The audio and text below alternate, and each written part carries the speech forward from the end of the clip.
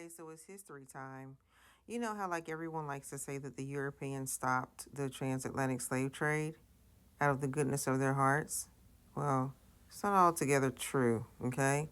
They like to skip over the stuff that happened on the ocean, okay? But here's the history lesson for what happened on the ocean, the real story. So at the end of the slave trade, right? The European rulers or whatever, they said go out. They sent the ships out to cruise the African coast, right?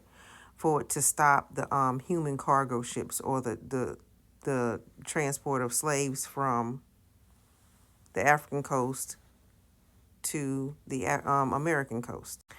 So you would think that they would be right there, right, waiting and saying, no, you can't, because it'd be easy. You could just roll up to the coast and be like, no, put them out, put them out, put them out. Put the people off, take the chains off. You would think that was easy. No. Here's what we're going to call the police ships. Okay, we're going to call them the police. They stayed back. They stayed far off from the coast. Yeah. And you want to ask, why did they stay far off from the coast? Because they were getting paid head money. Okay? The European governments or whatever, they were paying them head money. So they didn't want to stop the enslaved African people from boarding the ships, because the more enslaved African people boarded the ships, the slave ships, the more they would get paid if they stopped them on the way to the Americas. Okay? So they would sit back and wait and they would watch. And if a ship didn't have a lot of enslaved on them, then they would let that ship go. But the ones who they saw had a lot on there, they would say, okay, let them go, let them pull off and set sail, and we're going to go after them. Okay? So they weren't actively trying to stop the human beings from getting on the ship.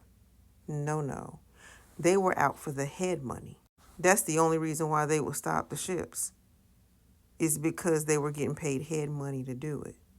So the more enslaved that they caught on a ship, they had to catch them alive too. So the more enslaved people that they caught on a ship, the more money they would get per head, per person. Okay?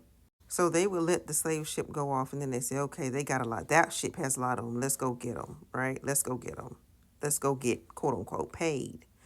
So as the slave ship would go across the ocean, start on their way across the ocean, right?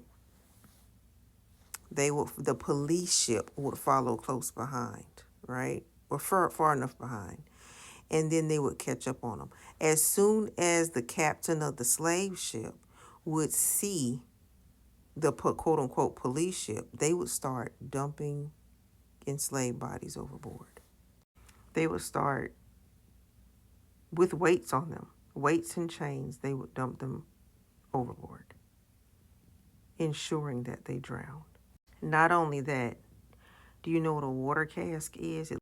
These water casks were also dumped in the ocean, but they were not empty.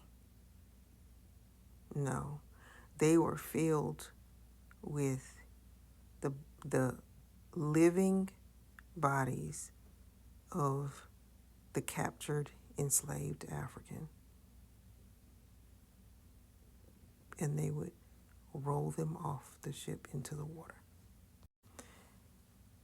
They did not want any of the enslaved or the captured human beings to swim.